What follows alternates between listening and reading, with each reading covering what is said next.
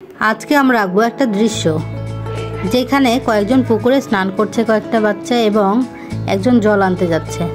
প্রথমে এঁকে নেব একটা ঘর, আবার লম্বা টান দিয়ে আরও একটা ঘর, পাশাপাশি দুইটা, মোট তিনটা ঘর আঁকবো। এবং দেখো এখানে আবার দাগ দিয়ে এটা হচ্ছে ত্রিভুজ আকৃতির একটু ছাতার মতো করে এখানে একটা গাছ আঁকলাম। এবার দরজা জানালা সবগুলো দিলাম আর কি।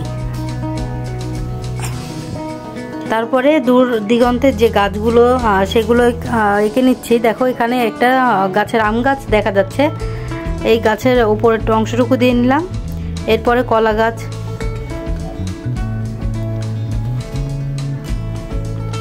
যে কিছু পাতা, এবং দেখো একটা একটু কার্ল করে মানে বাঁকানো বাঁকানো করে একটা গাছ এঁকে নিচ্ছি। এরপরে ডালগুলো একটু ভি আকৃতির করে ডালগুলো করে নিচ্ছি, যেখানে ডালগুলো খুবই প্রশস্ত এবং পাতাগুলো ঠিক আকাশের সাথে ঠেকে যাচ্ছে। গাছটাও মানে বেশ পাতলা সাতলা আর কি, মোট চিকন গাছ। এরপরে একটু পাড়গুলো করে নিচ্ছি, পাড়গুলোর সাথে পেন্সিল দিয়ে আজকে আমি এঁকে নিচ্ছি এবং পরে হাইলাইট করব।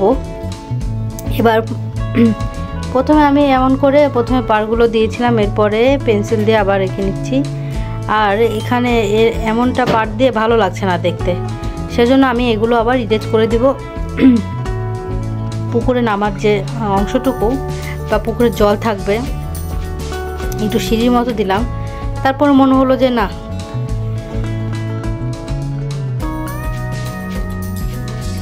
বেড়া দিতে চাচ্ছিলাম যে হচ্ছে ঠিক এটাও ভালো লাগছে না। পরে আমি এগুলো চেঞ্জ করলাম। একটু পুকুরের আশেপাশে তো অনেকগুলো গাছ হয়, গাছের অংশগুলো দিলাম। তার সাথে পাড়গুলো আমি এখানে সবগুলো পেন্সিল দিয়ে মুছে মানে ইরেজ করে নিচ্ছি। এরপরে একজন পুকুরে একটা ছেলে, তারা বল খেলছে পুকুরে, হাত মানে সম্পূর্ণটাই আর কি জলে ডুবে রয়েছে, হাত দুটো বের করে রয়েছে। জাস্ট এঁকে নিলাম, চিকন করে এঁকে নিচ্ছি। আর এর সাথে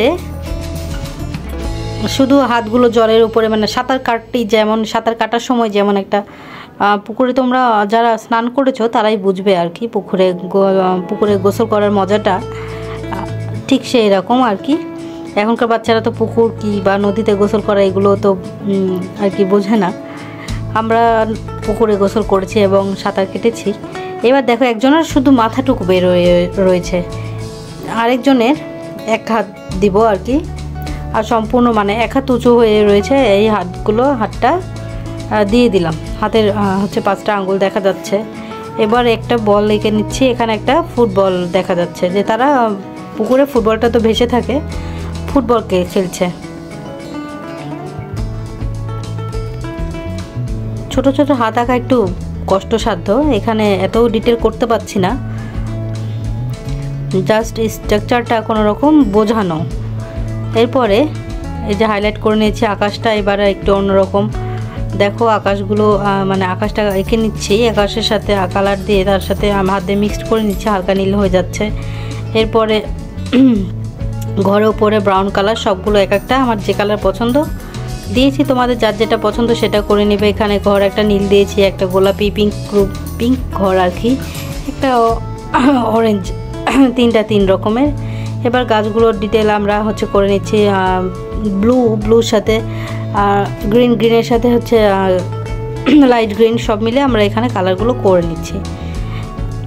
পাড়টা দেখো ব্লু কালার দিয়ে একটু লাল একটু হলুদ, তারপরে একটু টিয়া কালার দিয়ে ডার্ক লাইট শেডটা বেশ বোঝা যাচ্ছে, সুন্দর একটা কালার আসছে। এখানে পুকুর পাড়ের যে গাছগুলো সেগুলোও আমি কালার করে নিচ্ছি। এখানে বড় গাছটা যেটা সেটাতে কালার করেছে ব্রাউন কালার, ইয়েলো কালার, তার সাথে কালো দিয়ে আমি টেক্সচার দিয়েছি। পুকুরটা মোটামুটি বাঁধানো আছে, দুই পাশে আমি একটু মানে কিছু অংশ বাঁশের দিয়েছি। এবার দেখো পুকুরের জলটা কীভাবে এঁকে নিচ্ছে, সম্পূর্ণটা একটু সাদা কালার দিয়েছি, নীল দিয়ে হাত দিয়ে মিক্সড করে দিয়েছি, যে আকাশ নীল আকাশের হচ্ছে রিফ্লেক্টটা করছে আর কি কালার জলের সাথে।